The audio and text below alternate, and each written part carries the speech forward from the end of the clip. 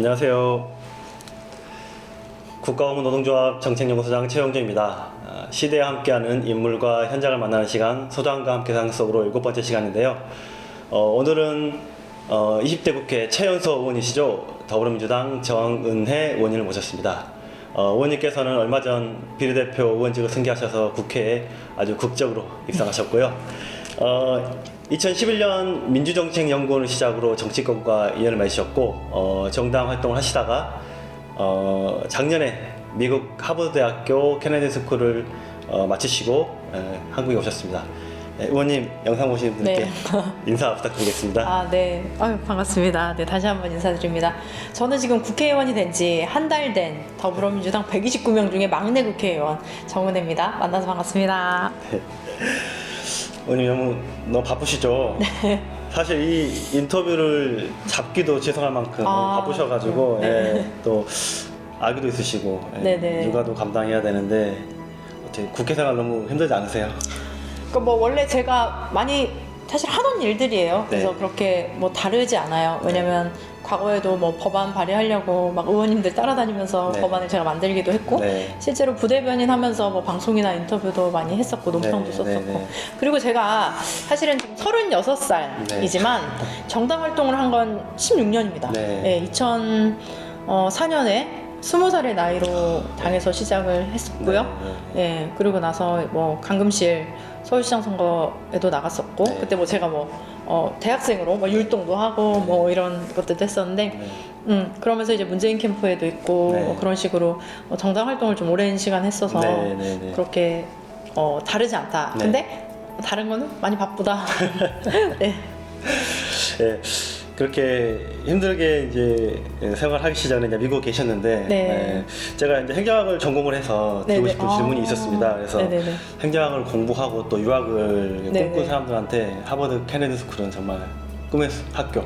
잘하시죠. 이게 지금 정말 최고의 드림 스쿨이죠. 근데 그게 꼭 하버드라서 그런 게 아니고 이제 케네디 스쿨만이 가진 독특한 학풍 또 학문 분위기 때문에 이제 그렇다는 걸 알고 있었는데 유학생활 어떠셨습니까?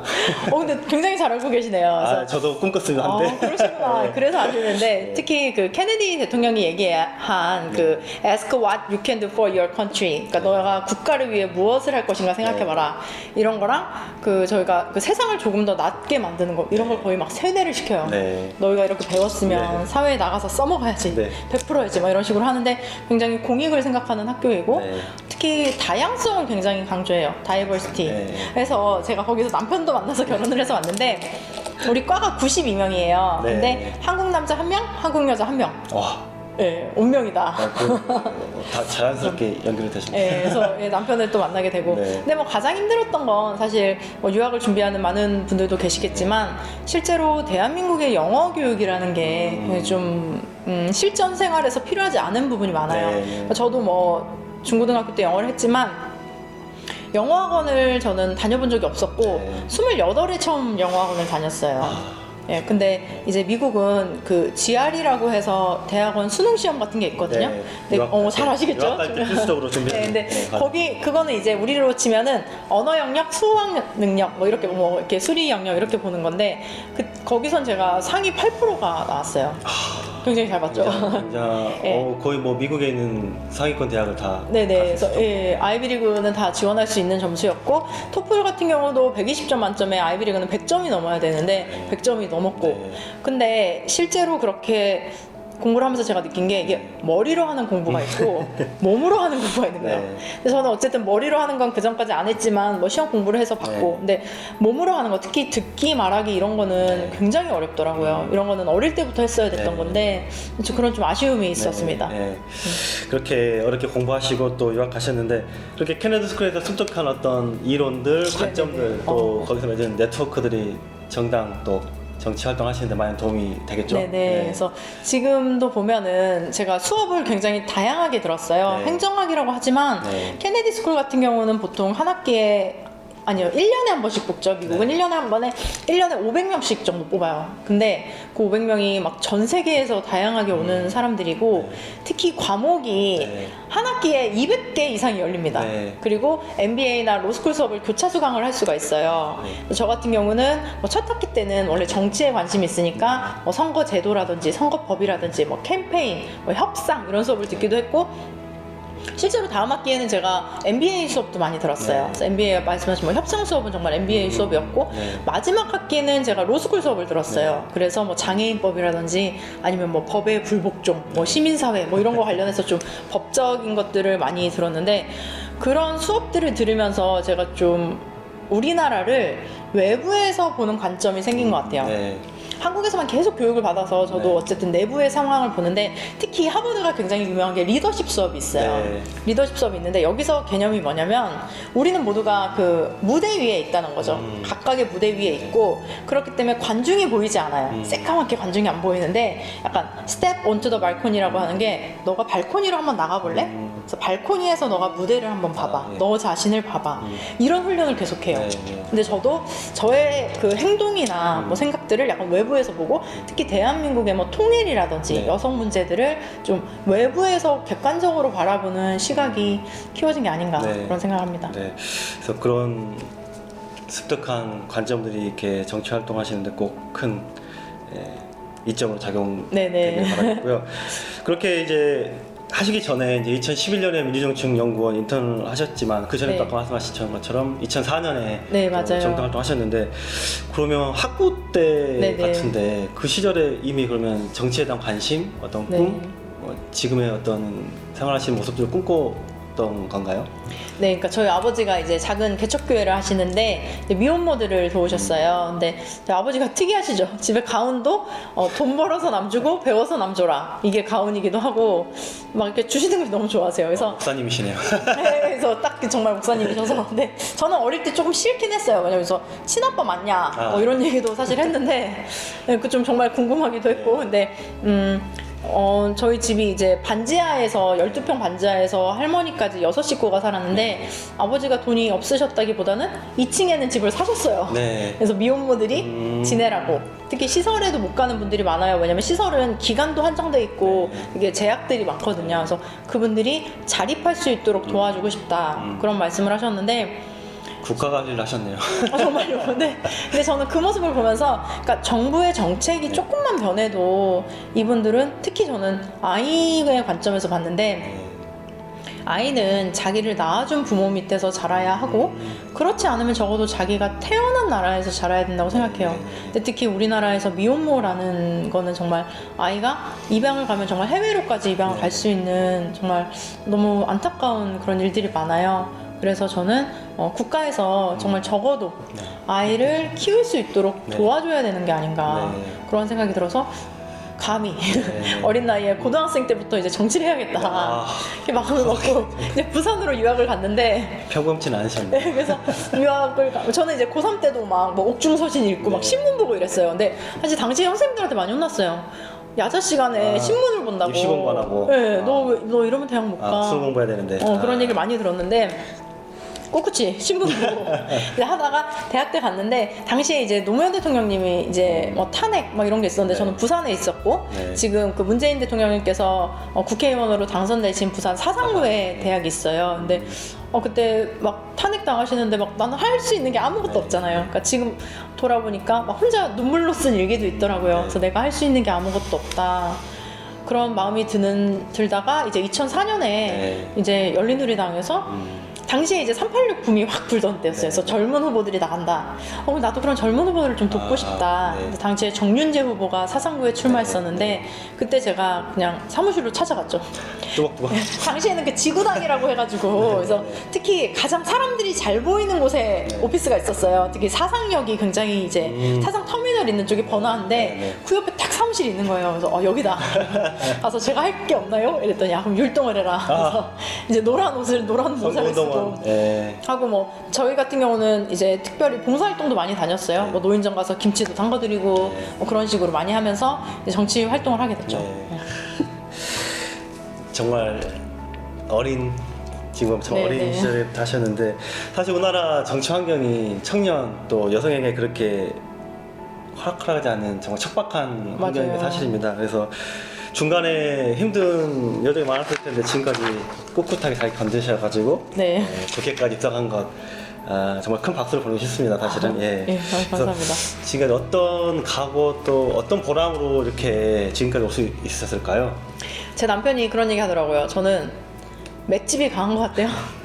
그래서 그냥 저희 아버지가 맨날 말씀하시는 게 그 9가지 안 좋은 게 있어도 한 가지 좋은 점이 있으면 그냥 그 한 가지 보고 나가라. 예. 뭐 이런 말씀을 하세요. 그래서 저도 분명히 이 정치라는 게 굉장히 뭐 그냥 우리가 뭐 영화나 드라마로도 많이 보지만 굉장히 뭐 좀 경쟁적이기도 하고 막 뭐 욕망, 야망 이런 것도 막 거의 집약된 그런 곳이에요, 사실. 근데 이런 데에서 내가 어떻게 실현하는 그 가치, 그러니까 추구하는 가치들을 실현할 수 있을까라는 생각을 많이 했는데 사실 그래요. 저는 그냥 버티자.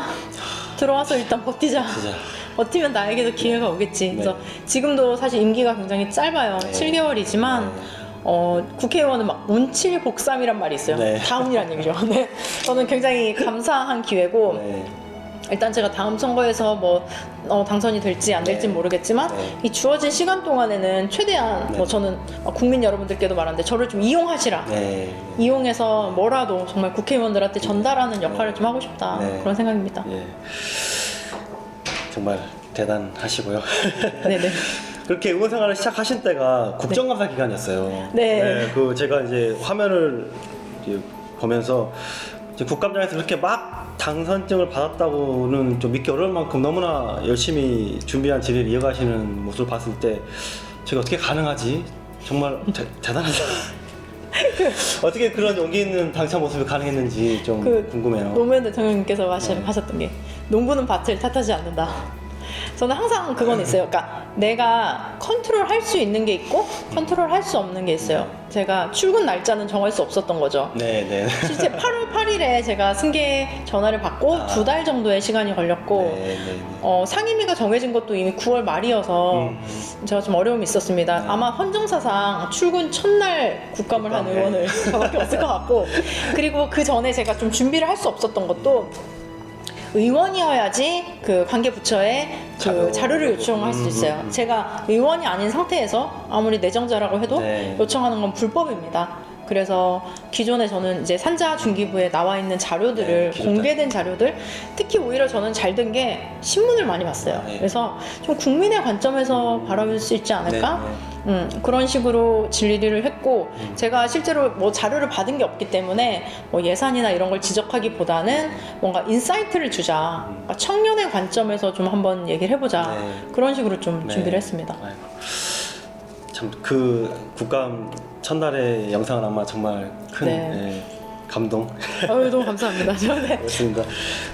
이제 20대 국회의원 임기가 내년 5월 29일까지입니다. 그래서 네. 국감 때 이제 말씀하신 대로 탈원전, 또 재래시장, 국가기술 유출 같은 이제 문제를 지적하셨는데 그 남은 기간 그 산자위 소속 의원으로서 네. 또 활동 계획이 있다면 어떤 게 있을까요? 기침을 좀 해야 되나? 자연스럽게 다 나가는 거예요. 그다음 일단은 제가 산자위를 했던 이유는 사실은 저는 원래 중기부를 먼저 본 거예요. 네. 중기부가 이제 청년 창업이라든지 가장 큰 게 이제 미래 먹거리라고 하는데 네. 우리가 앞으로 뭘 먹고 살 것인가? 특히 저는 이게 뭐 4차 산업혁명 이게 좀 진짜 중요해요. 왜냐면 기계가 인간이 할 수 있는 것들을 대체하는 게 저는 굉장히 큰 위협으로 느껴지고 거기에 대한 대비를 해야 된다라는 입장에서 했는데 저는 산자위도 가니까 너무 재밌는 거예요. 그래서 특히 제가 미국에서 공부할 때도 신재생에너지에 대해서 너무 많은 관심을 가졌는데 앞으로는 정말 환경 맞습니다. 얼마 전에 제가 반기문 총장님을 만났는데 네. 그런 얘기를 하시는 거예요. 예전에 그 교황 님께서 말씀하신 건데 신은 항상 용서를 한다는 거예요. 인간은 가끔 용서를 안 되는 거예요. 근데 자연은 절대로 용서하지 않는다. 자연은 정말 정직해요. 우리가 한 만큼 돌려줘요. 그런 측면에서 봤을 때 미래 세대 제가 그때도 질의를 한 게 탈원전을 얘기하면서 원전이 그래 싸다 하는데 싼 거 맞아요. 지금 단가로는 가장 싼데 거기에는 우리가 아직 계산하지 않은 지불되지 않은 비용이 있다는 거죠. 저 너무 놀랐어요. 원전이 이게 핵폐기물을 2만 년을 보관을 해야 돼요. 땅속에다가 2만 년이면 지금 근데 우리나라 핵폐기물 특히 고준위 같은 경우는 시설도 없어요.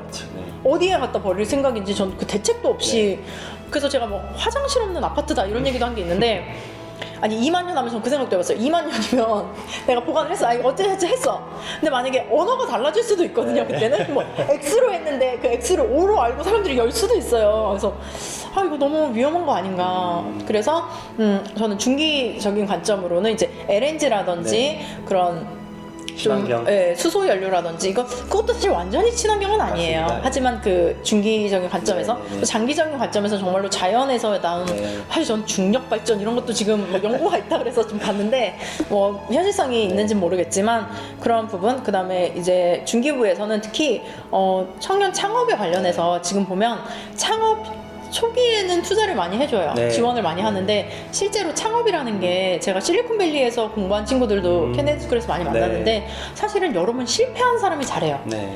제가 늘 얘기하는 게 9번 실패하는 거는 9번 성공하는 방법을 알았다라고 생각을 해요. 근데 특히 청년들 같은 경우는 실패를 두려워하지 않아야 하는데 초기에만 지원을 하고 중장기로 지원을 안 해주면 실제로 성공할 수 있는 사람이 기회를 그냥 놓쳐버린다. 그러니까 특히 3년에서 5년 사이에 굉장히 많이 실패를 한다고 해요.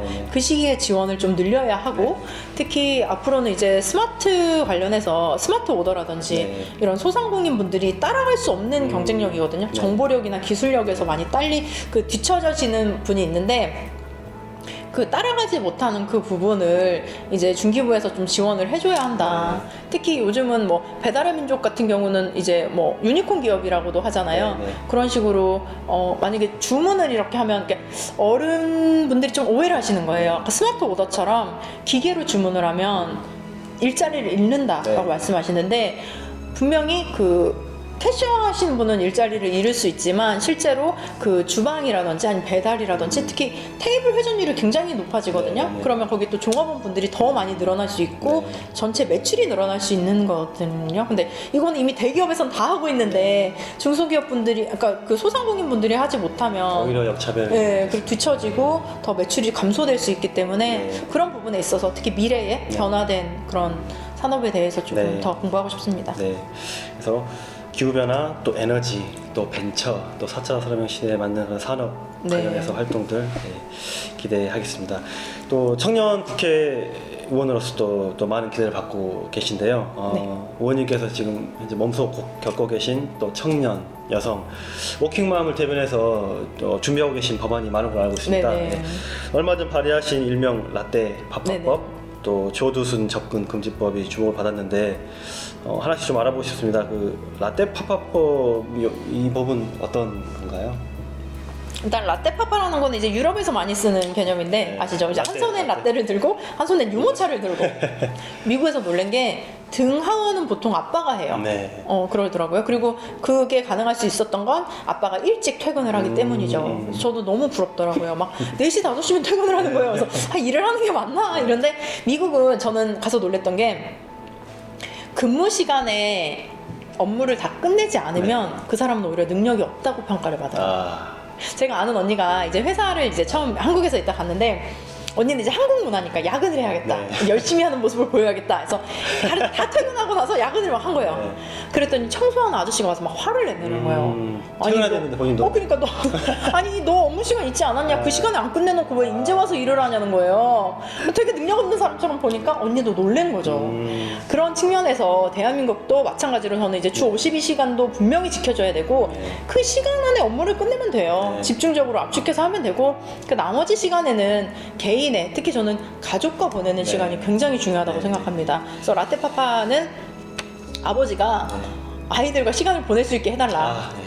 사실 과거에 우리 아버지들은 정말 뭐 야근이다 회식이다 해서 본인이 사실은 그거를 선택이 없었어요. 어떻게 보면 아이들과 지낼 수 있는 시간이 없었고 그런 측면에서 남녀 공동으로 3년씩 의무 육아휴직을 해야 한다. 왜냐면 실제로 스웨덴에선 하고 있는 거고 특히 3년을 좀 나눠서 쓰고 그럼 어떻게 뭐 돈은 어떡할 건데 이런 얘기 많이 하시는데 실제로 주 52시간이 되고 3년씩 육아휴직을 썼을 때 제가 또 하나 발의한 게 사실 제가 아이가 6개월일 때 한번 어린이집을 보냈어요. 보내다가 확 울었어요. 사실 왜냐면 아이를 데려다 주고 데려오면서 내가 되게 나쁜 엄마 같고 막 죄책감도 많이 들고 그런 생각이 들었는데 저는 또 정책이 있어서 너무 놀란 게 제가 집에서 아이를 키우면 정부에서 20만 원을 줘요. 네, 육아 수당. 네네. 근데 제가 아이를 유치원에 어린이집에 보내면 100만 원을 줘요. 유치원 그 아이를 한 명당. 해당 어린이집에다가. 예. 근데 어린이집은 특히 선생님이 한 명당 아이가 두세 명이 배정이 되니까 1대1 케어도 아닌데 네. 아이 한 명당 100만 원씩 주고 우리나라가 지금 OECD 국 중에서도 어린이집이나 유치원에 보내는 그 비율이 굉장히 높아요. 그러니까 안 보내도 될 아이들이 네. 가는 거거든요. 그렇다면 남녀 한 명이 육아휴직을 하고 집에 있을 때 보육시설에 상응하는 비용을 가정에게 준다면 사실 100만 원 정도 받으면 뭐 아이 키우는 데는 사실 그렇게 큰 지장은 없었거든요. 그러면 무급으로 휴직을 해도 되는 거죠. 그럼 회사도 피해가 안 되고 특히 회사에서 중요한 건 대체 인력을 정부에서 구해주는 거죠. 그분이 대체할 수 있는 사람을 구해주기만 하면 네.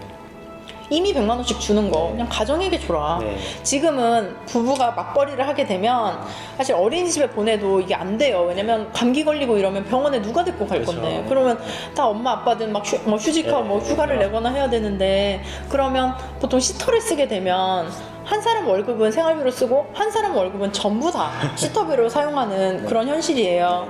그렇다면 제가 한 이 정책이 현실화가 된다면 더 많은 부모들이 좀 도움을 얻고 특히 저는 기본적인 그 육아의 개념을 좀 바꾸고 싶은 게 사실 국민들도 착각하고 있고 정부도 착각하는 게 자꾸 정부에서 도와줘야 된다고 해요. 그래서 막 어린이집 짓고 막 방과후 늘리고 하는데 네.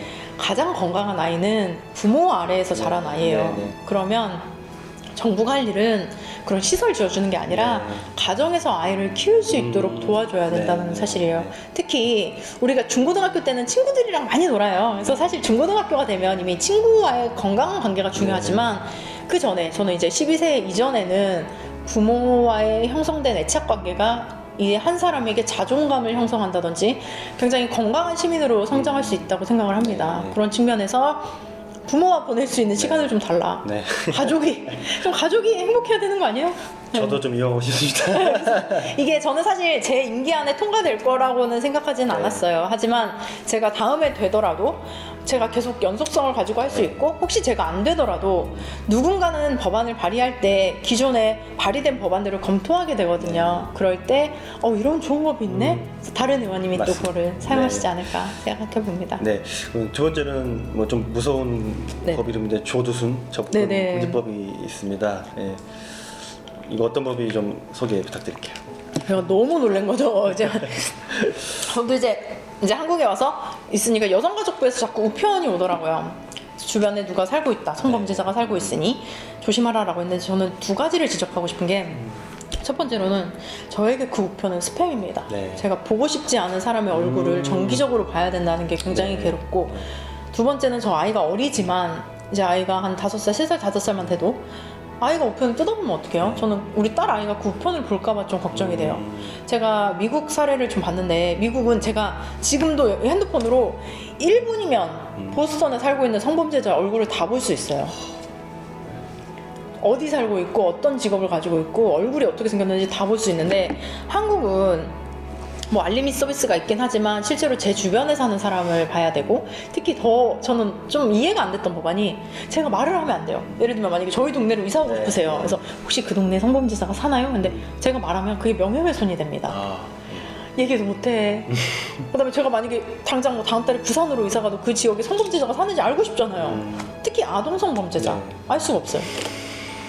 그래서 그러다가 이제 보니까 조두순이 출소가 1년 앞으로 다가왔고 실제로 조두순은 출소하면 안 되는 사람이에요. 근데 출소를 해야 된다고 판결이 났기 때문에 그걸 존중한다면 일단 출소를 했을 때 피해 아동이 불안을 느끼면 안 된다.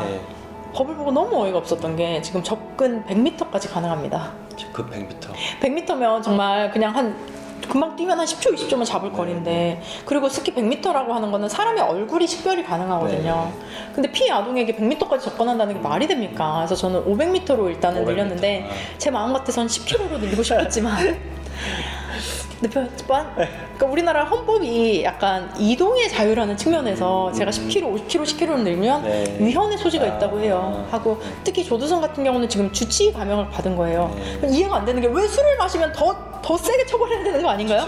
네, 근데 그것도 했어요. 아동 성범죄의 경우에는 주치라든지 뭐 약물을 복용했다고 해서 감염하는 걸 없애자. 예. 그런 것 등을 이제 또 그다음에 뭐 진술 조력인제도 특히 아동들은 진술할 때 굉장히 그 정확한 사실을 말하기가 어려워요. 뭐 날짜라든지 시간도 헷갈릴 수도 있고요. 그럴 때 전문 상담사를 동원해서 같이 도와주는 그런 법안을 발의했습니다. 네, 정말 소중한 의미 있는 법안들 이렇게 많이 준비하고 계신데 꼭 임기 내에 통과 네네. 기대하고 그렇지 않더라도 다음 주자께서 잘 받아서 처리를 했으면 좋겠습니다. 네.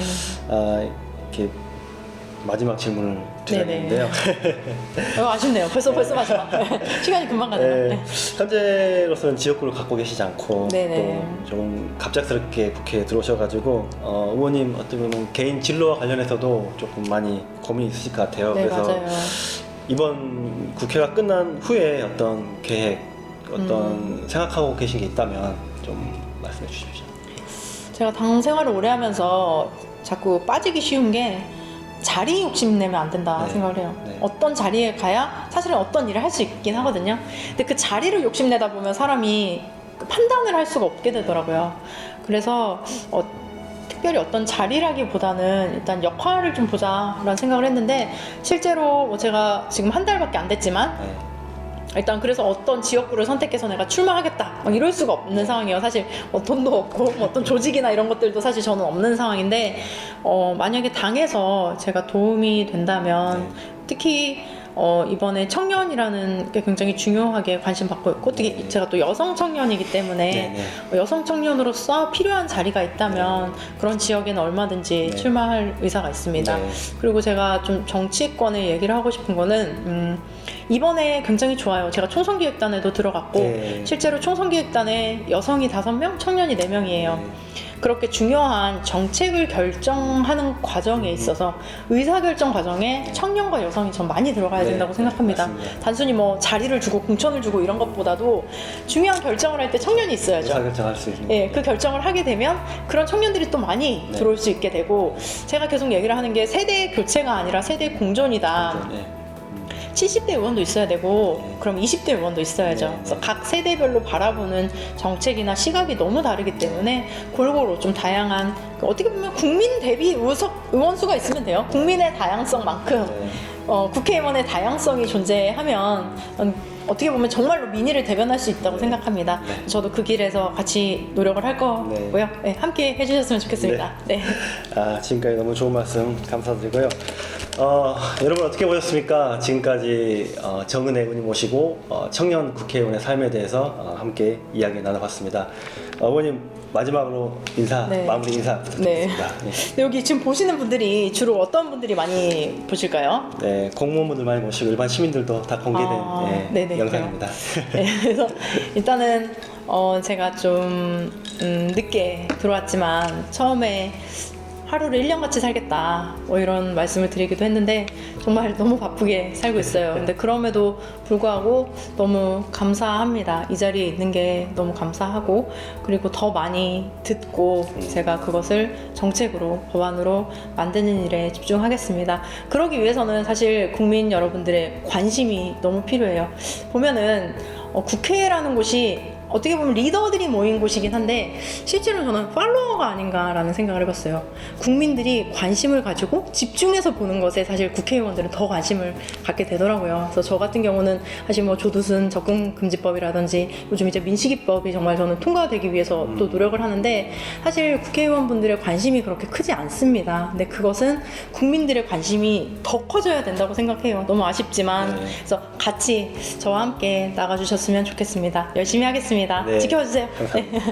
네, 지금까지 정은혜 의원님과 함께한 소장과 함께 상 서울 7번째 시간 여기서 마치겠습니다. 감사합니다. 감사합니다.